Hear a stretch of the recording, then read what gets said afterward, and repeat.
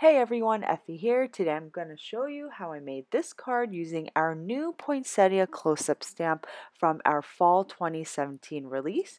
This is a 6x6 red rubber cling stamp. I start off by rose gold heat embossing the image onto an A2 size watercolor panel. I'm using Canson XL watercolor paper that I just cut down to 4 1/4 by 5 1/2. After I heat emboss the image, I'm going to watercolor the poinsettia using Colorburst watercolor powders. For the petals, I use alizarin crimson, which is a nice bright red. For my leaves, I use a combination of terre verte, lime green, and I believe I use Prussian blue for added depth. I can't remember exactly which dark blue I use, but I'm pretty sure it's Prussian blue. When I add shading to my leaves, I try to use a darker blue instead of a dark green because this gives your leaf just a little bit more dimension with that added blue tone. For my petals, before I apply the pigment, I just put down some clean water on that area that I want to paint. I saturate that area with just a little bit of water, and then I take a separate fine tip aqua brush. You can use any fine tip paintbrush that you have, and I apply just a little bit of alizarin crimson color burst, and then I pull that color out using a separate clean brush. Generally, I use 2 fine tip brushes when I'm watercoloring my florals, but since I'm working with the larger Poinsettia Close-Up stamp that has the bigger petals, I did need a large aqua brush to pull that color out because it just made the painting process go a little bit faster because the petals are larger than what I'm usually used to working with. But when I'm putting the color down, when I'm putting the initial pigment down, I'm still using the fine tip brush.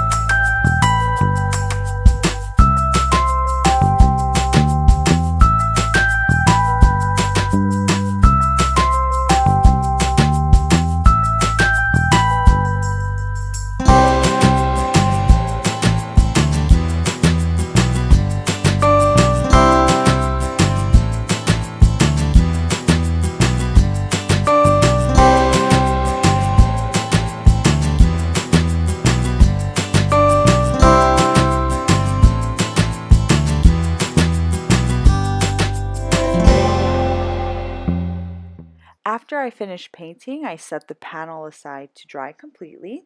Now I'm just going to stamp my sentiment. I'm going to rose gold heat emboss our basic banners, and the actual sentiment comes from the add-on edition.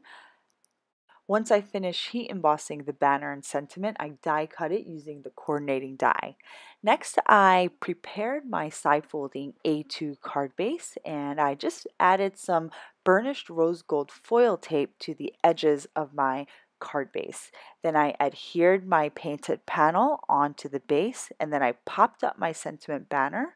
To finish off the card, I added some clear dewdrops in 7 and 5mm sizes. If you haven't checked out our blog yet, there are 24 new stamps in our fall 2017 release. So head on over to the blog to check out the new stamps debuting for today. And then we have the final stamps debuting tomorrow. So make sure you come back tomorrow to see the rest of the release. Thanks for stopping by. I'll see you next time.